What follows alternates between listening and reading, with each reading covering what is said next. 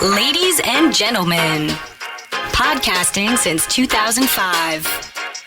You're listening to Gamertag Radio with your hosts, podcaster Hall of Famer Danny Pena, the always opinionated Parris Lilly, and from outside of the norm, Peter Toledo. This is Gamertag Radio.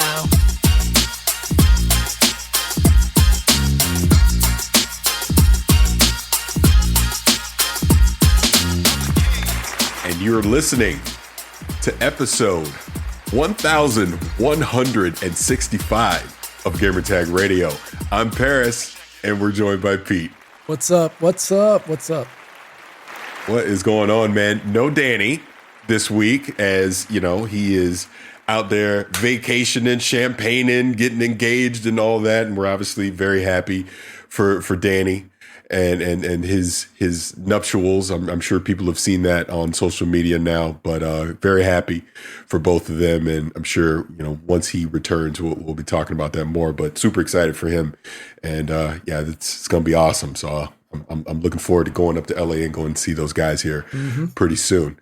But Pete, how are you doing, man? It's been a minute since you and I have had a chance to talk. Yeah, I mean, it's been what, like a month and a half, 2 months since you and I've gotten a chance to jump on this platform. Fantastic. I mean, we started to talk about this at the beginning of the show. I mentioned it last week. It's week 2 of being an empty nester, and it's nuts, man. It's weird. It's amazing how you're so accustomed to having the sound of pitter-patter feet on the tile, or like the random snuggle kiss hug from your kids, or just like you're trying to go in the kitchen to make something and they're in the kitchen trying to make something, and it's kind of like that Friday scene with I'm in the kitchen, you in the kitchen, eating all the food, and it's and it's not there now, right? And it's like I walk in the kitchen and it's just me and the wife in the kitchen, and you know, it's just like just her, or it's just me, and like we've started. Okay, so you can't see them, but my wife is starting to slowly surround the house with plants to provide the additional life that the child would have provided here. So it's man, I don't want to say that it's a relief because that would sound bad as a parent, but it's validation that, you know, we as parents have done the right thing, you know, with you know, getting our kids prepared for that next step and moving on to college. I know you've got a daughter in college now, and you know your kids are growing. How Trey was a wee little one when we started this whole madness thing, and you know now he's out, you know, as a young adult, you can even say, right? Man, it's weird. It's weird, and there's no Danny on the show. Thank God. Woo! We can have this talk. God. We can have this thank talk. God.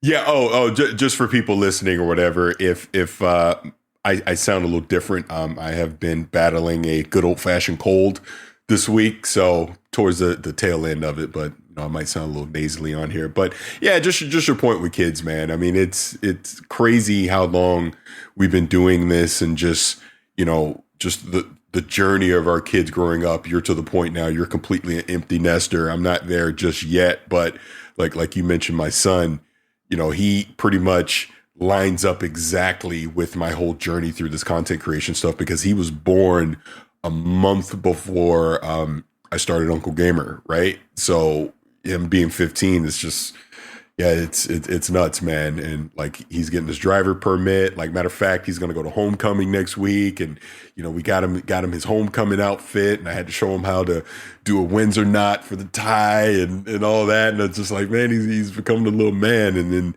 like you said, my oldest, you know, she's in college now, and she's not even home because she's old enough that she's going to weddings now. So her and her boyfriend went to a wedding, and then, you know, they're out, you know, doing their thing at the reception. And then, you know, my youngest she's the boss of the house still, but, you know, it's just crazy, man. You know, just how life happens and everything that we do, but it's fun. Like you said, it's not going to be an exciting day when I'm an empty nester. It's going to be weird. That's kind of the main thing. And probably me and my wife look at each other like, now what? Now what do we do? What, talk to each other? So yeah, so it's gonna be fun. Man. But I'm sure we'll get into more of that a little bit later. But I want to remind everyone, again, this is Gamertag Radio. Appreciate everyone listening to this, watching this live. And if you want to leave us any feedback, you can do it just like this. Send us your feedback or questions.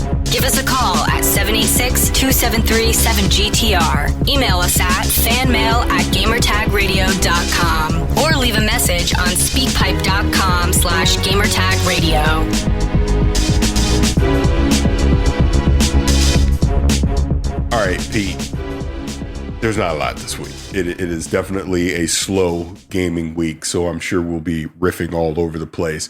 But I do want to start here because I'm just curious of your take on a couple different topics. Okay. The first one is obviously after the PlayStation Showcase, we saw that there was going to be a Wolverine game, which is exciting, coming from Insomniac. We saw that there's a Spider-Man 2 coming from Insomniac. Venom's going to be in it. Looks like Kraven, the whole thing. Those are both very exciting things because Insomniac is an amazing developer. You know, quite honestly, one of the best in the world right now. So to see them continue the Spider-Man franchise and now they're doing Wolverine, as a gamer, you should be excited for that, right? But of course, the discourse that came out of that is, why doesn't Xbox have their own superhero title? So, slow week. So I figured I would get your opinion on this. What do you think? Does Xbox need a superhero title to justify everything that they're doing, or what? What's your thoughts? Honestly, I don't. As much as I am a comic book fan, I don't think that something like these should be. I don't think that Microsoft or Xbox requires a superhero title to validate its presence in the industry. Would it be great? Look, as a comic book fan, as a DC comic book diehard, I would love a chance to play with Supes. I mean, obviously, we've had the chance to play with Batman, but I mean, the Superman games were okay, right? I would love to see a Green Lantern game. I would love to see a Justice League Dark game, right? You know, give me Swamp Thing and Boston Brand and John Constantine. That would make my heart sing. But I don't think that it's necessary for Microsoft to have to do that. Now, that's not putting any salt or any shame on what Sony has done. That purchase of Insomniac back in 2020 for $230 million. Looking back at that now, is like probably the best purchase they could have done. Absolutely. For that whole platform, for that. Just look at what we got with Spider-Man and obviously with Spider-Man Miles Morales. To have them follow that up now with not just, Spider-Man Venom, and then, obviously what we saw was Wolverine and Logan. And let me tell you, I was like that little was it that little dog meme where the paws are just like hopping up and down. They're just yeah, that was me during the showcase with Danny here. I was just like, I was jumping for joy. We're seeing the comic book industry branch out now into bigger and better things, right? We've seen, obviously what they're doing on Disney Plus with the whole, with where there's their TV shows, the animated stuff, What If, everything. Obviously we're seeing things expand now into the video game space. We've got Guardians of the Galaxy, which initially I was like, do they really need one? It looks fun enough that it might be a pickup, just because I love comic books so much, and that's the thing. But that's okay. It's not for everybody. But there is also, DC has their little things coming out. They've got it's not Teen Suicide Squad coming out. We've got Gotham Knights hopefully coming out. So it's not like it needs to have a home. It doesn't need to. Who knows? Sony could have some kind of a thing coming up, or Microsoft could be having a thing coming up with a DC character that we haven't seen that is an exclusive. If it happens, great. I don't think, similar to the other stuff that we've talked about, we don't have to set these standards or walls on things and gatekeep, people out. It's not necessary. If it comes out, fantastic. We'll play it. We'll have fun, or we'll criticize it. We won't enjoy it. But I don't think it needs to have an Xbox brand on the top of the box, or it doesn't have to have a Sony thing. I think that's just ridiculous talk. Yeah, I mean, I'm in full agreement of that. That's why I was just curious to get your thoughts on it. I look at it this way.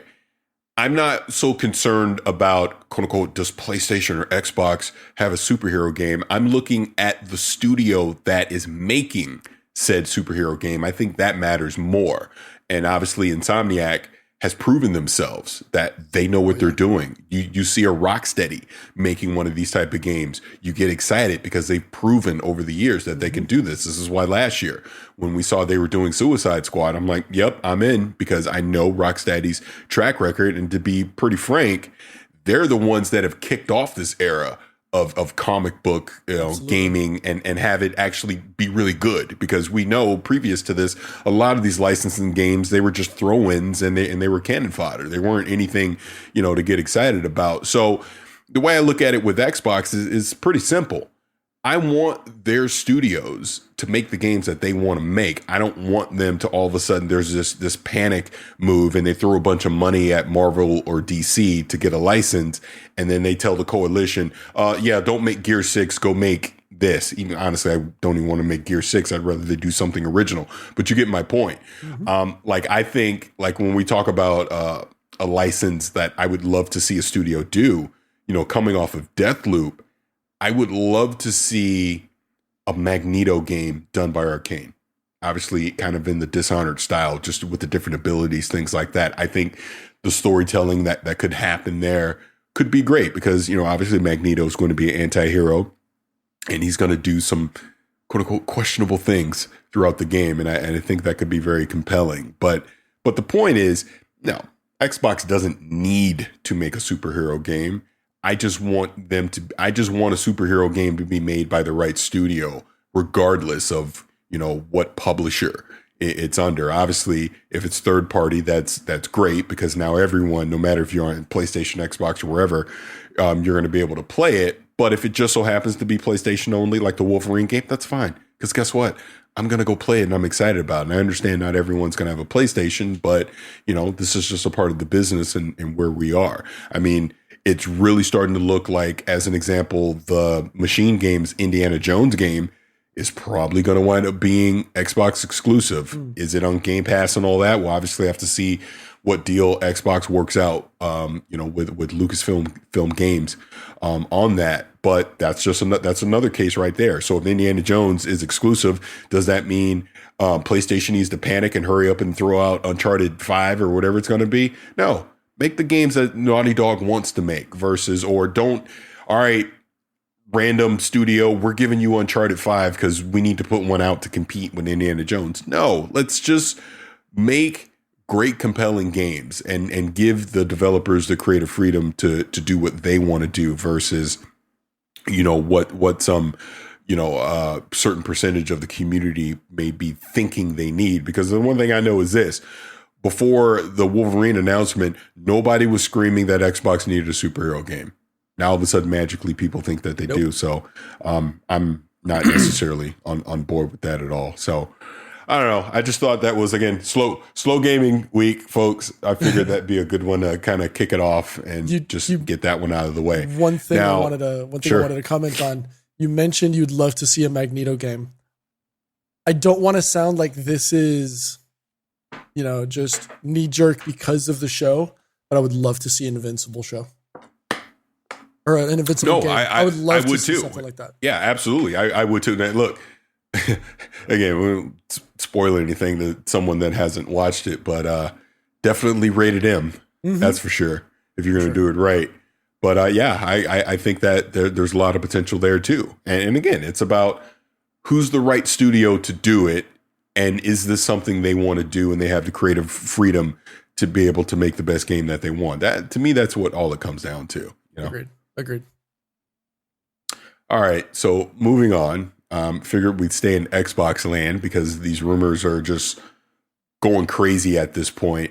There's all these crazy rumors, Pete, that are happening about Xbox having another Bethesda level acquisition here as soon as this Monday. So as soon as people listening to this, it may have already happened, allegedly. And I'm doing winks and all that other stuff because I don't think any of this is going to happen, but just for the sake of discussion, there's been talk about Take-Two, Sega, Ubisoft, just crazy stuff like that. Again, I'm curious your thoughts.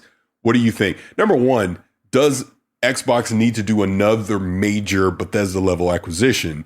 And number two, do you actually think it's going to happen?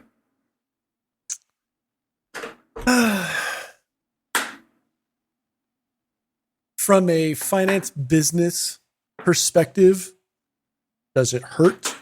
Does it do anything negative for Microsoft? No, I think it just bolsters the team size, right? They're what, at 23. There's multiple rumors, right? Like if you want to go back even as far back as just prior to E3 back in June, there was talks of like 4 to 5 different studios being potentially picked up, whether they go from, small indie studios or massive, studios on the size of like a Take-Two or what have you. I don't know. There's been talks of, and we've heard this for years, right? We've heard this, or there was the big, it's going to be a big Valve Steam pit purchase, right? Which go back how many years ago that was. I still think that's the perfect mind meld of PC,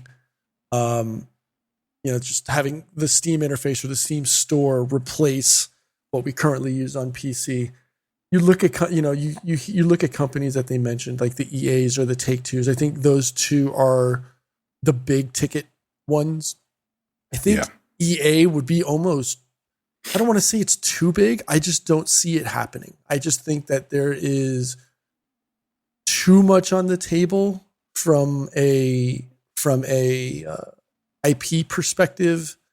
The numbers on that would definitely be much bigger than Bethesda and the ZeniMax purchase. You look at Take-Two. Outside of GTA, I don't know if Take-Two has that compelling of a pickup remember that's also 2K. Right. Well, okay. So basketball, BioShock, wrestling, BioShock. Yeah. Is it still as monumentous or as big as a Bethesda? Would it be, Take-Two, 2K games? Well, if you say Take-Two as a whole, you're talking Grand Theft Auto, which is obviously, the 800-pound gorilla here. Then you say Red Dead, NBA 2K, BioShock, then like you said, then you go down the line, the WWE stuff, the Civ series, would also be big coming out of that. So, I mean, there's Borderlands is considered 2K, right? Yeah, I'm pretty sure it is. Well, that's Gearbox. That's Gearbox with a 2K publishing deal. Yeah, that's true. And that's the same thing with Rocksteady, because they've already because I'm sorry, not Rocksteady, Rockstar Games. That's GTA and Red Dead are their games published. No, but Take-Two owns them though. They own Rocksteady. They own Rockstar. So no, that definitely would be part of the acquisition. Well, let me say this, because now we're talking like it's going to happen. I don't think it is going to happen personally. I don't think it'd be good for the industry either if it did. Look, Bethesda, as it was a major thing that you're taking a big third-party publisher off the board. We don't need to see more of that. We really don't. If an EA or a Ubisoft or a Take-Two were to all of a sudden go under PlayStation or go under Xbox, I don't think that's good for the industry. I really don't.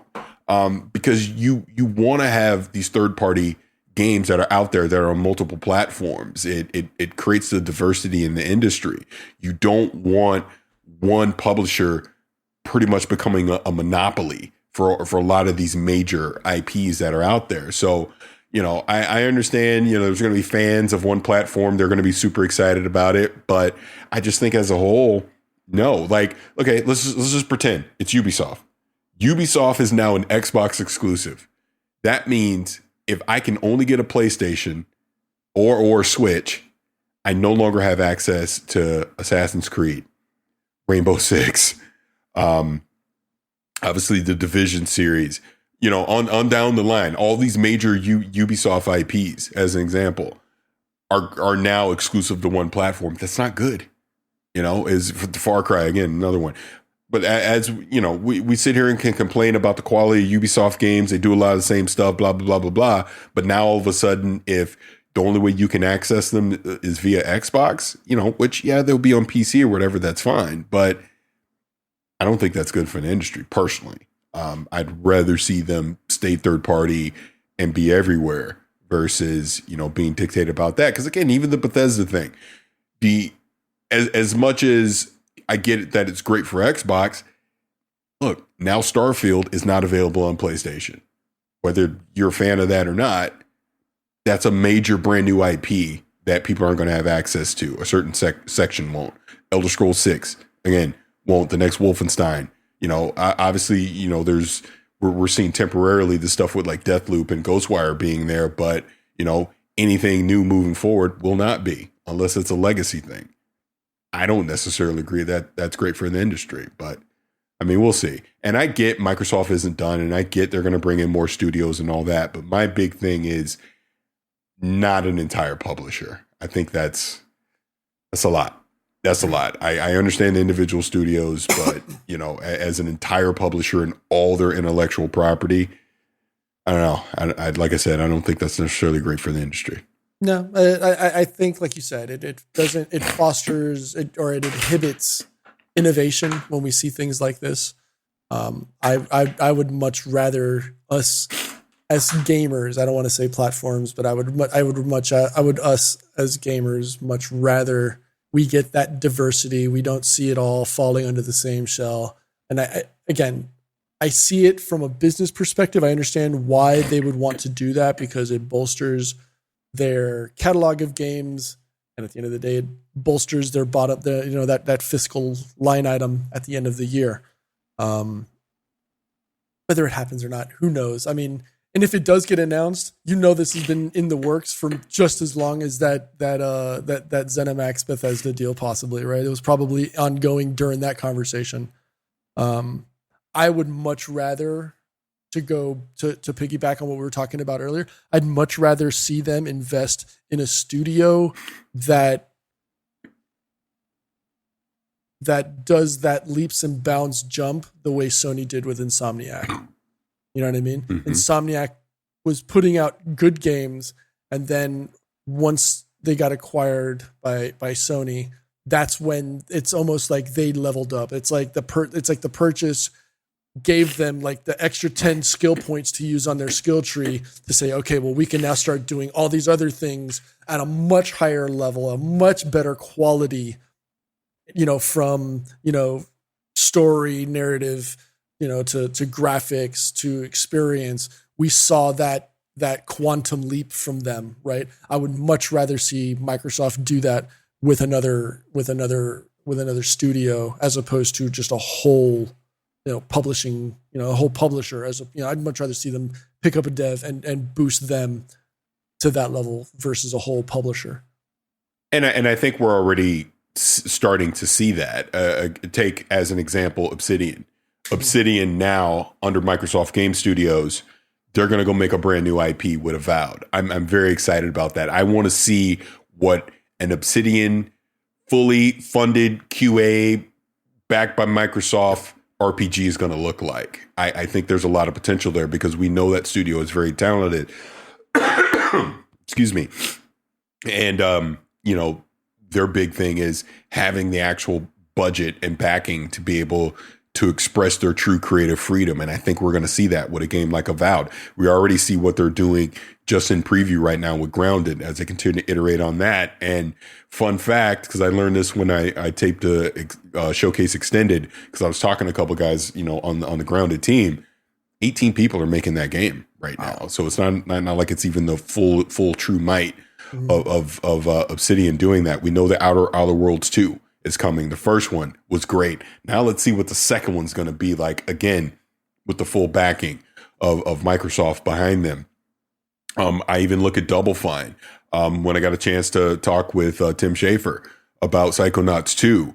And he talked about, hey, the best thing about them, going under Microsoft was it allowed them to add in things that they thought they were going to have to cut out of that game. A lot of the boss battles, things like that. They then had the funding and the time to be able to truly realize the vision that he wanted, that team wanted for Psychonauts 2. And look, it's a Game of the Year contender now. It's fantastic. And as I was playing through it, I was even thinking about that, like, wow, I wonder if this boss battle would have been in it if they would have remained a Kickstarter as it originally started as, right? So yeah, on an individual, like In Exile, like I know there's the whole NVIDIA leak that came out about particular games, like In Exile, who did Wasteland, the Wasteland series. It is rumored that they're working on like a Victorian era, steampunk era RPG now, right? I think it's project named Cobalt or whatever it was that came out of that NVIDIA leak. But that's another example of a studio they acquired that now they get the backing of Microsoft Game Studios and allows them to see their full potential, even spinning it back into Sony. Look at Housemarque with Returnal. Right. Now they're under PlayStation. Let's see what the next Housemarque game is going to look like. Even Insomniac with these Spider-Man games and the Ratchet and Clank. Now they obviously have the full backing of PlayStation, Naughty Dog, like on down the line. It makes sense on an individual basis when these studios are acquired because now they don't have to worry about the financials. They just worry about making a great game. So I understand that an independent studio coming under one of these major publishers that way. I mean, hell, even look at Vince Zampella with Respawn. Look at what they're doing, dude. I mean, under EA now with the full might of EA behind them. We see what Apex is.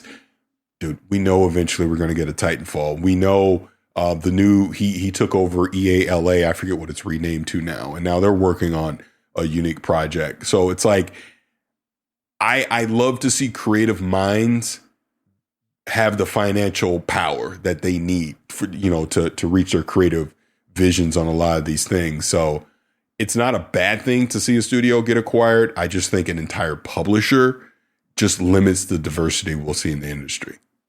I think it was Ripple Effect is the name.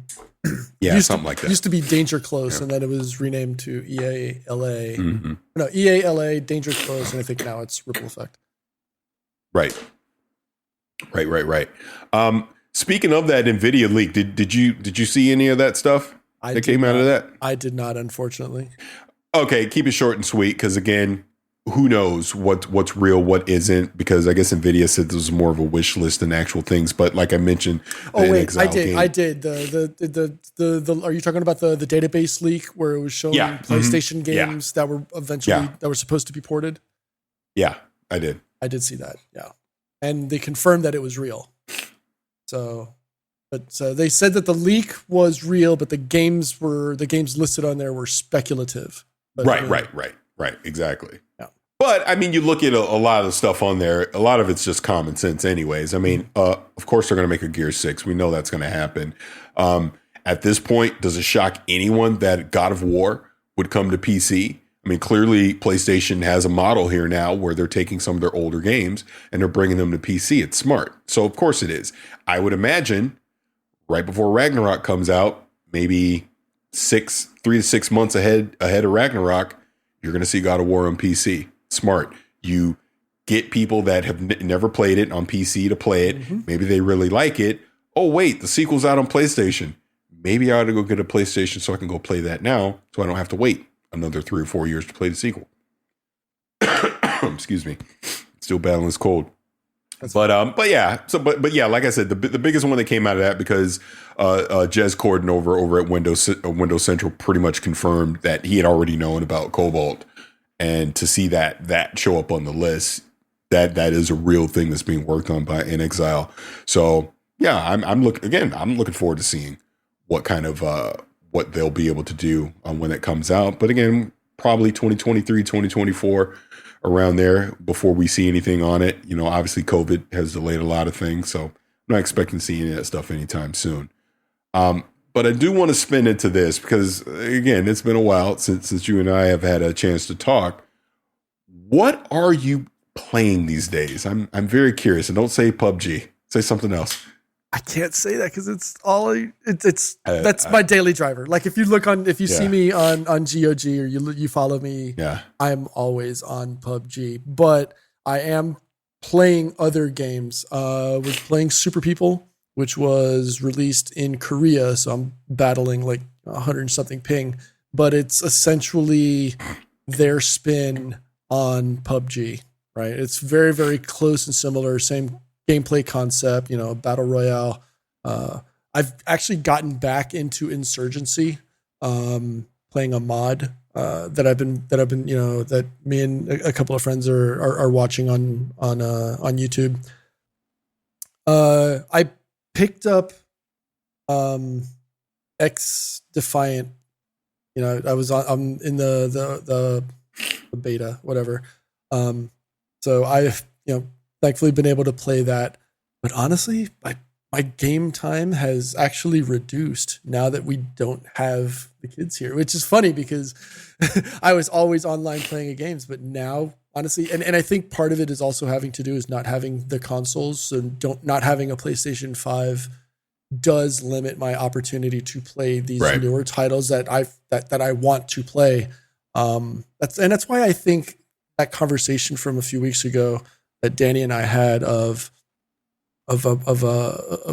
playing console games. It's like I almost wish that consoles were just a pathway to play games and you didn't have the exclusivity, because then inventory issues like we're seeing with the PlayStation 5 wouldn't be a challenge for people, right? It gives people the opportunity to play it regardless of whether they're on Xbox or whether they're on, like me, I'm on PC or Switch for that matter, or if they wanted to be on Stadia or any of the other streaming platforms. I'm almost seeing that now as almost similar to what we were talking about before, where it's almost that it's preventing, it's a barrier of entry for people to get into other games simply because of the platform that they're on. And maybe this is revisionist history going back to what I was, like, I think we all had this conversation several years ago. And I think that it started off with when Microsoft started going into the xCloud conversation of, is it necessary, right? Like, do we need the console anymore? Do we need the physical platform anymore? And it's, for me personally, I think it's now getting closer to the point of, I don't think platforms are necessary. I think we should be able to play any game. I should be able to play, Spider-Man Miles Morales, whether it's on my PC or on my Switch. And as long as I'm paying the license to Sony, does it matter what platform I'm playing it on? You're listening to Gamertag Radio.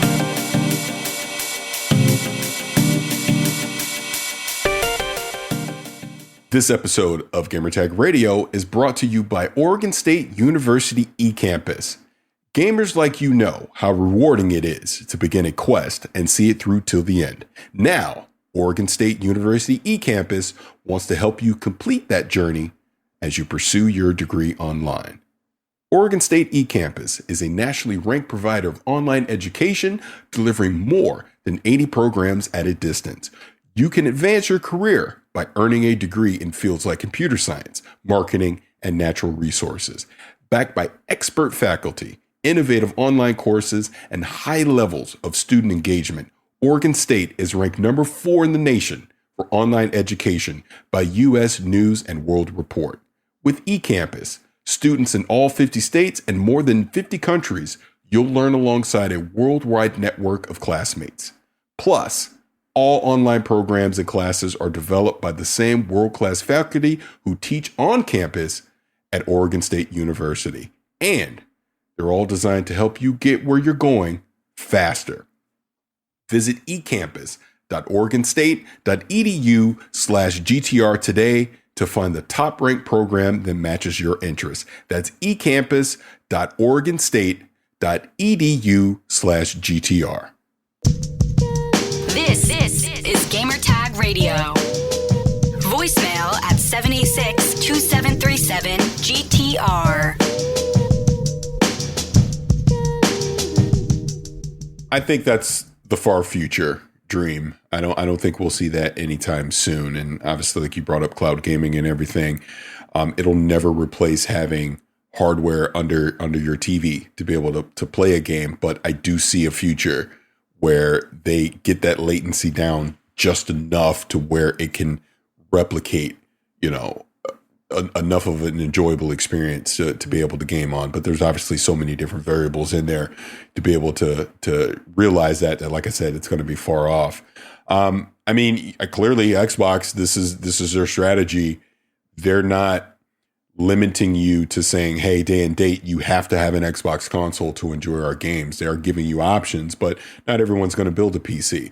Again, cloud gaming is not going to necessarily be viable for everyone due to different things. So you're still going to need a console. And clearly PlayStation strategy isn't doing anything day and date off of their hardware, which is limiting some of the stuff, right? We look at the sales numbers with Returnal and Ratchet and Clank, and I'll actually be curious to see what Deathloop sells on PS5 right now, because not everyone can get a PlayStation 5 that would want a PlayStation 5. So that does limit, some of the people, not to mention the ones that are out there. We got scalpers taking a certain percentage away as well. So short term, that is still going to be an issue to enjoy, because like, again, with Deathloop, when Bethesda sent us review codes, we knew we couldn't give you one because they're on PlayStation 5. So how are you going to play it? And the PC code didn't come out until like right before launch. But I get your point. I mean, eventually, I don't know,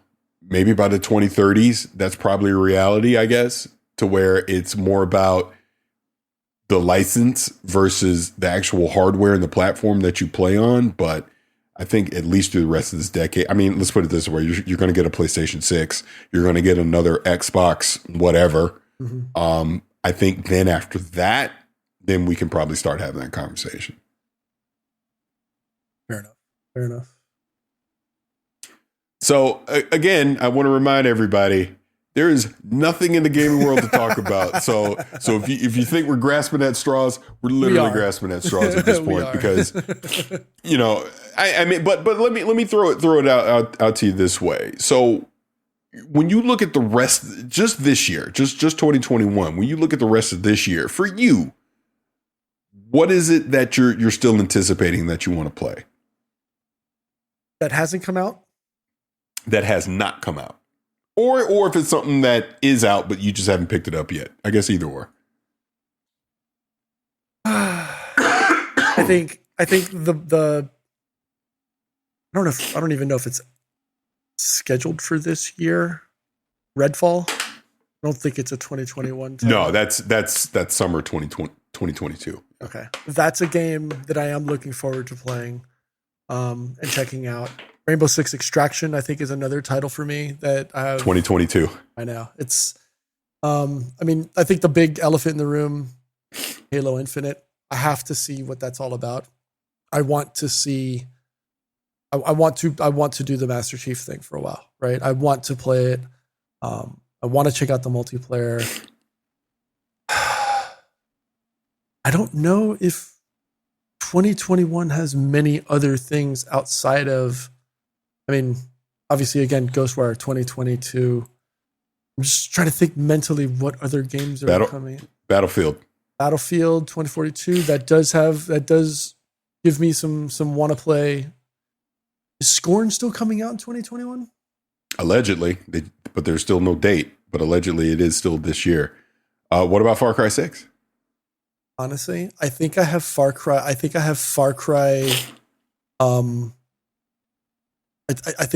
I'm done with that for a while. I don't want to make it sound like what they're doing is bad or in any way, shape, or form, obviously, but diminish, their efforts. But I think similar to what we had said in the past about Assassin's Creed and the fatigue of that franchise, I think it needs a break. Right? I know they are on a 2-year life cycle, maybe seems to be. Life cycle. Seems to be 2 years, yeah. But I think it needs I think it needs a break. I think it needs to take time to maybe go back and say, okay, let's give it some time to not be on everybody's playlist to play, right?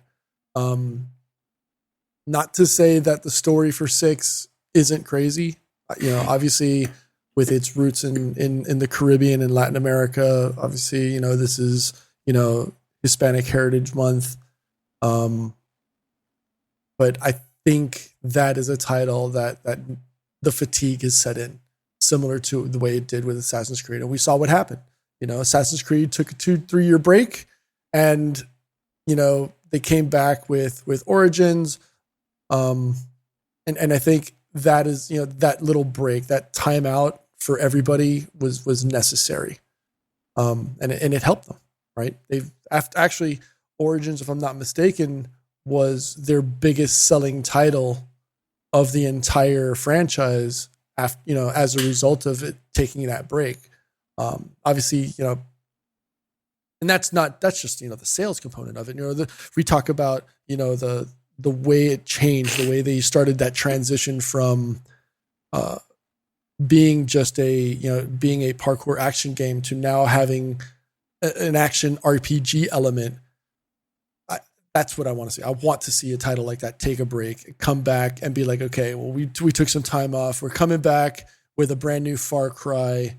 Hell, bring me Vash and bring me all of the bad guys, right? Bring them all back in or something, but bring something new to that platform, to that IP is what I'd like to see. Yeah, I mean, for me, with Far Cry 6, I am anticipating. I am going to give it a shot. But I also carry your concerns as well, because that's what does give me pause. Are we hitting the point of franchise fatigue, with that IP? But, I look at Giancarlo obviously coming in as the main character. I'm hopeful it'll have a compelling story.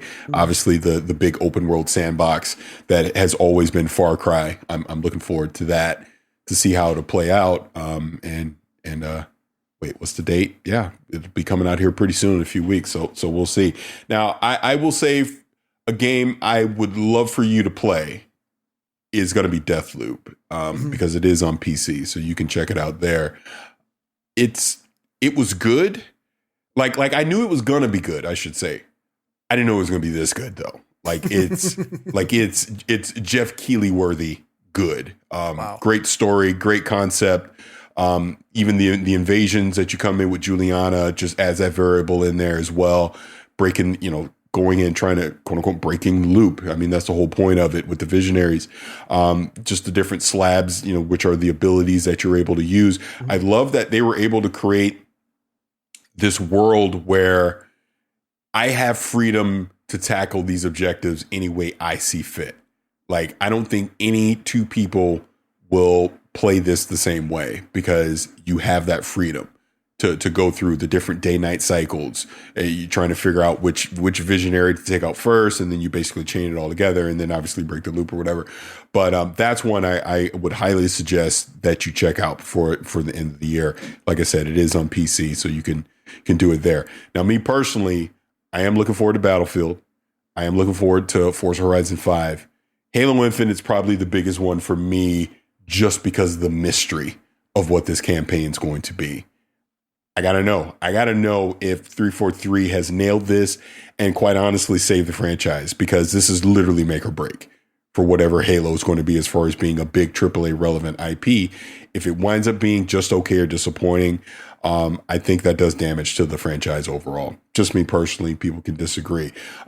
Did you play you didn't play in the technical preview before, did you? Yes, I did. Oh, you did? Okay, yes, my bad. I've been a Microsoft insider. Yeah. For that, I couldn't flighting remember. for years. Yeah, I've been flighting for years. So okay, so then obviously you already know from the last one. So I am excited for this next one that's coming. I believe it's next week. It's coming out. I'm really excited to jump into Big Team Battle and see where that goes from there. But yeah, they got to nail this with Infinite, and obviously we'll see on December 8th. So actually, let me ask you this question. Just speaking on that. Your thoughts on no Forge, no online co-op at launch? Is that a deal breaker for you? I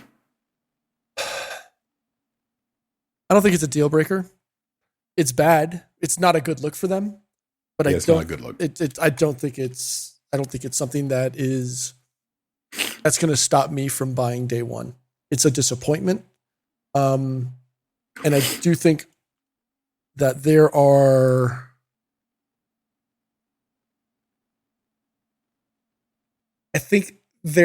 ways that they could have maybe gotten around that. It might have been, it's difficult for me to say. Obviously, I'm not a developer, so I don't know how much of a strain on resources that caused. We do know that they've been working on this game for years. Obviously, we know about the basically the restart that happened last year, after what happened with Craig. Which I if he's not in the game as an Easter egg, I'm going to be highly disappointed. Give me I'll be disappointed too. Yeah. But I do think that they could have maybe. I think if it impacts the release of it, because I really think that, and I want to make sure that I say this the correct way. I really think that co-op is important to the core of Halo, because after Halo 3, I couldn't play Halo without co-op. I enjoyed it more having people with me to play, right? I think it gives a different spin on the game. I think they definitely needed to do it. The fact that it's not in the game is going to be disappointing, but I don't think it's something that is going to stop me from playing day one or buying it day one. This is Gamertag Radio.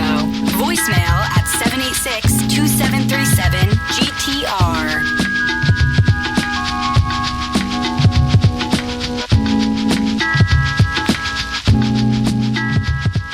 This week's episode of Gamertag Radio is sponsored by Namecheap, and they're offering GTR listeners an exclusive deal. Get a .live domain name today for only $1.99. .live is the perfect brand domain for gamers, content creators, and esports players. Seamlessly redirect your live streams to Twitch, YouTube, Instagram, or any other platform. You can promote your .live domain name in your bio, social posts, live shoutouts, and stream chats and grow your fan base today. But if .live is not for you, Namecheap's got another offer for anyone who is thinking about starting a new website. All GTR listeners can get a 30% off discount from any non-premium domain name, including .coms and other popular extensions. To access either of the deals, go to Namecheap.com, select any non-premium domain name, and enter the code GTR in the promo box at checkout. Did you know that Namecheap is the world's second largest domain registrar and a top service provider for everything you need to launch an amazing website? Namecheap offers hundreds of domain extensions from the traditional .coms and .nets to .gg and .live, which are extremely popular in this space. So to recap, Namecheap is offering Gamertag Radio listeners a .live domain for only $1.99. The original price is $20.88, plus 30% off any other non-premium domain name for its first year of registration. The offer cannot be combined with any existing sales, but can override any current sale if its discount is less than 30%. So to get your .live domain name for only $1.99 or enjoy 30% off any other non-premium domain, go to Namecheap.com, search for your desired domain, and use the code GTR at checkout. You're listening to Gamertag Radio.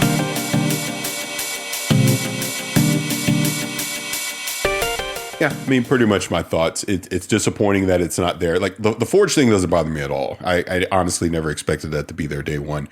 But, I mean, the online co-op, yes, of course you want it. It's not going to be there. I typically never... My first playthrough of campaign is always on heroic solo anyways. So, I understand. And look, people don't want to use this as an excuse, but it is... COVID is a thing. It has completely disrupted and changed the way... game development. It just has, and I have that from a few very trusted sources that have told me that. And I you can tell people to be sympathetic. I understand that some people won't be, but if it's, well, we delay the entire game 3 months, or we put it out December 8th and we delay basically what I would consider a tier 2 mode of the game 3 months, I'll take that.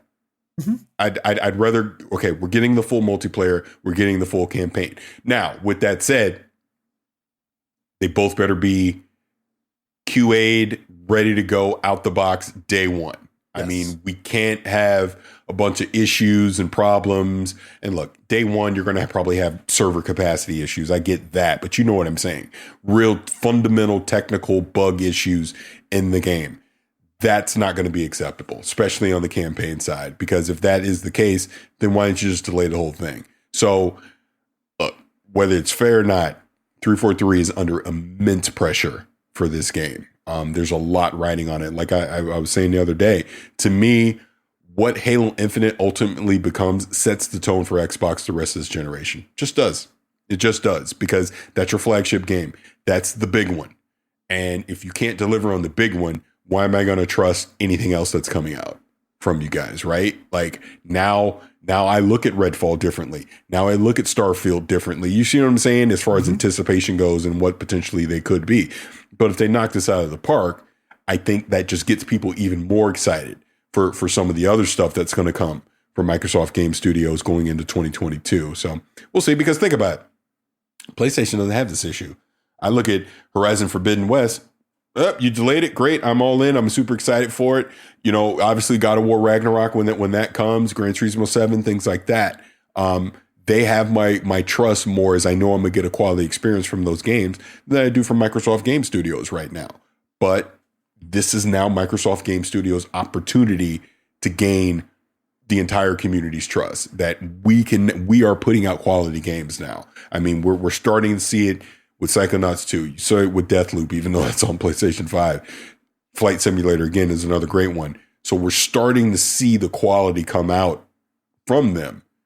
Now, here's the big one. You got to deliver on the big one. And I think if they can do that, they'll be fine moving forward. So I'm glad you mentioned that, because I want to have a what if moment here. Sure. What if Halo 5 falls flat on its face and doesn't... Infinite. Because 5 already did. So you meant Infinite, right? Okay. Halo Infinite. Part of me just doesn't count Halo 5 sometimes. If Halo 5... I'm sorry, Halo Infinite, see, it just keeps happening on that. If Halo Infinite falls on its face when it launches and it doesn't give everybody the return, or it doesn't meet expectations, what do you think happens, A, to the franchise, and B, to 343? I think the franchise lives on. I'm not so sure. Again, complete speculation. I know nothing. I would think if Halo Infinite underperformed or was a disappointment, there would be a severe shakeup in leadership at 343. Big time. I just think that's just reality of the business, right? Mm-hmm. You've now had the Halo franchise longer than Bungie has at this point, and you've not delivered anything close to what Bungie has done during their time. It's just truth. I enjoyed Halo 4. Didn't enjoy the multiplayer. Thought the story, the campaign was fine. Obviously 5, chaos. We know what the Master Chief Collection was. There was so many issues with that for so many years. It's finally gotten to a good place. Infinite is their chance to show that they can make a great Halo game. And when I say a great Halo game, a compelling campaign story that I'm emotionally invested into, I care about Chief, Cortana, whatever it's going to be, and a fun multiplayer that I'm excited to jump in with my friends. Look, 5 multiplayer, a lot of people like. I was so on it, but I get the appeal of 5 multiplayer. I do think they're going to nail the multiplayer, especially after playing the technical preview. The campaign is the mystery here. We just don't know, and we won't know until closer to launch. But to your question, if they don't deliver, it will hurt the franchise. Halo will no longer be seen as a relevant big IP, because if you took 6 years to give us Infinite and you couldn't do it, why am I going to trust that you're going to do it for the next one? Right. That's just the truth of the matter, right? So whether 343 continues to make Halo games, I guess we'll see. But I think either way, that leadership over there'll be a shakeup for sure. And we've already seen it a little bit because obviously Chris Lee left and Joe Staten came in to, try and, I don't want to say salvage, but to basically deliver, the game. I have faith that he will. I do. But to your what if he doesn't, it's not going to be good. Does all of that fall on 343 because it is being co-developed with multiple in-house studios? We've got Skybox. Well, yeah, they're coming in to help. Coalition, Certain Affinity, and like one other one. It falls on 343. How could it not? What, are you going to blame the Coalition for coming in to help? It's 343. This is their game. Yes, it falls on the leadership at 343. It has to. At some point, they have to be accountable for this. And again, be crystal clear. I do think they're going to deliver on it. But in the scenario that they do not, the finger is going to be pointed at them, as it should be, because this is their game and their leadership. I can't point the finger at the Coalition, or I'm just pulling this out of my tuchus, or Obsidian or something, right? Well, they're coming in to assist. They're not leading the project. Right. 343 leads the project. All right. It's just it was a question that's been on my mind. I just wanted your opinion. I think we're all in agreement here. I think if they don't deliver, does 343 drop off the radar for an extended period of time, like Hello Games did for No Man's Sky? I think they have to. Do they get a chance do they get the redemption story at a later date if they don't succeed with Halo? Here's what I'll say. This is their redemption story right now. So, right? After five, this is the redemption story. That's true. You got to deliver on this one. Not the next one. This one. This cold is killing me, but talk. No, that's fine. That's fine. And you're right. I mean, and I said it earlier. Halo 5 was, for my personal opinion, was not the Halo I expected. And so, yes, if this is a redemption story for them, I'm curious what happens with Bonnie Ross. Does she catch all the flack? Does she become, the target cause, for this? Does that shakeup happen from the top down? What's been the common denominator at 343 since its inception? Bonnie Ross. She's the founder. I'm just saying. She catches. I'm just saying. Catches, and look, fair enough. Look, I quite honestly owe my encounter with her all those years ago to where I am in the industry right now, because it gave me the confidence to be who I am in the industry. But that aside, yeah, she's the leader. At some point, the leader has to take accountability for it. That's how it works in anything. So she's been there the entire time. She is the common denominator. So if they're not delivering on Halo, at some point, the finger has to be pointed at her and the rest of the senior leadership there. It just does. Whether you want to agree with it or not, that's just a reality of how business works. Look, I can't lead my security team, and we're constantly getting breached, and we're constantly having our data compromised. Guess who they're going to come get? They're not going to come get the engineers that work under me. They're coming for me. They're like, oh, Parris, you screwed up for the third time.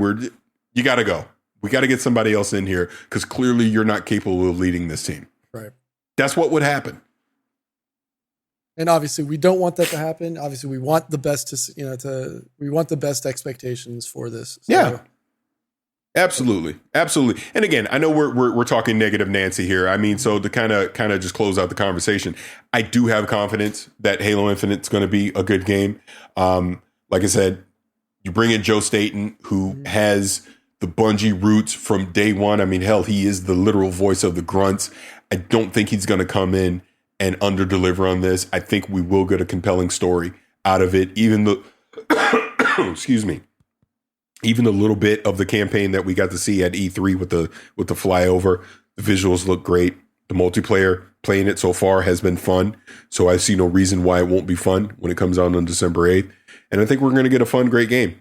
I do. So I'd rather look at this from a positive standpoint. If it doesn't, we'll have that conversation then. But remaining positive, I do think it'll deliver, and I think it's going to be fun. I'm looking forward to it. I really do. I truly hope that it does succeed, because I think 343's caught a lot of flack over the years, and as the redemption story, this is it. And honestly, I want to see how well the slip space engine works. We've seen the graphics. It looks impressive, but like we've seen on a lot of things, that trailer, that demo is one thing. But let's see how well it does in game, and let's see if it delivers the way it's intended. That's Agreed. What I want. Completely agree. All right, so yeah, my cold is killing me, so I think we're gonna have to wrap this up. I did have some Matrix and Cowboy Bebop stuff, but maybe we'll have to save that for another day. So you win, Danny. We only talked games. We didn't delve into anything else. So with that said, though, I do want to thank everyone for hanging out with us and checking out the show. I want to remind everyone, if you want to leave us any feedback, you can do it just like this. Send us your feedback or questions. Give us a call at 786-273-7GTR. Email us at fanmail@gamertagradio.com or leave a message on speakpipe.com/gamertagradio. All right, Pete, before we get out of here, any final words, anything you want to say? No, again, it's September, so if you are watching the show on Twitch, you can get a discount of 20% towards your, towards subscribing to the channel. Also Hispanic Heritage Month, so if you can, go out and support your Latinx creators on all platforms, not just on Twitch, but whether it's YouTube, Twitter, anything else, please do so. Congratulations once again to Danny. It's been a remarkable week for him. Face plastered on billboards in Times Square. Oh yeah, awesome. Obviously the nuptials, the engagement with Rihanna. So shout out to both of them. Shout out to you, Parris, for all of your successes. I know you can't see it on the screen, but in the background, I do have Cowboy Bebop. In the background, my wife hit me this weekend. We were on the couch again. No kids. We have full reign of the TV. What do you want to watch? She turned around and looked at me and said, let's watch Cowboy Bebop from the beginning. One thing. What episode are you on? Season 2. They just mentioned there's only one season. Well, it's on my Plex. It's broken down to 5 seasons. I know it's 26 episodes, but it's like season 1 is 5 episodes. Season 2 is 4 episodes. They just so you're past 5. He just had his fight with Vicious, and I turned around. I was like, okay, that's Parris's name. I just looked at her like, that's Parris's name. That's where I got it from. Yep. So yeah, it's so far. She's like been remarkable. She's like, she loves it. We'll probably watch it again tonight. We'll probably watch some more. We are on episode 8. I think we're just I don't think we finished episode 8, but like it's. Is that Waltz for Venus? I think it is. Pretty sure it is. Trying to remember. Pretty sure it is. See, this is the one after Heavy Metal Queen. Yeah, pretty sure it's Waltz for Venus.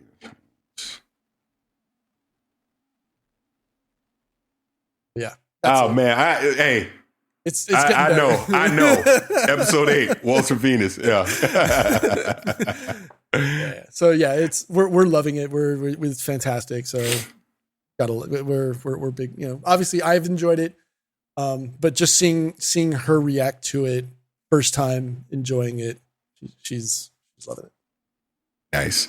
Well, I'll just say this as we run out of here really quick. Just on Bebop. Obviously, anyone that knows me is one of the most influential series for me ever. I still love it to this day. I am excited to see the Netflix show when it comes out. I don't know if you saw one of the promotional stills. John Cho, he's playing. He's Spike. They're showing him Spike. He is Spike. Yeah. He's great. But they show him walking through. I don't know, like this outside area, like the seating area. And if you look closely off to the right, the 3 old guys that show up throughout the series are sitting there. I was like, yes. I was like, I'm glad. I'm so glad they're doing that. Interesting thing with John Cho, because, you know, he's older. He's in his 40s. Something I've never thought about until I read this article about him. He was getting crap because he's older. And I never thought about Spike's age. Never. And I guess Spike is in his 20s in this show. That never occurred to me, ever. I guess it never mattered. But he was getting kind of ageism stuff over being older playing Spike. And hey, to me, whatever. I mean, he looks the part. He looks great. He's in phenomenal shape. I think he's going to kill it. Look, there's certain things, like obviously Faye's wardrobe changed in the live action show. I think that was the right call.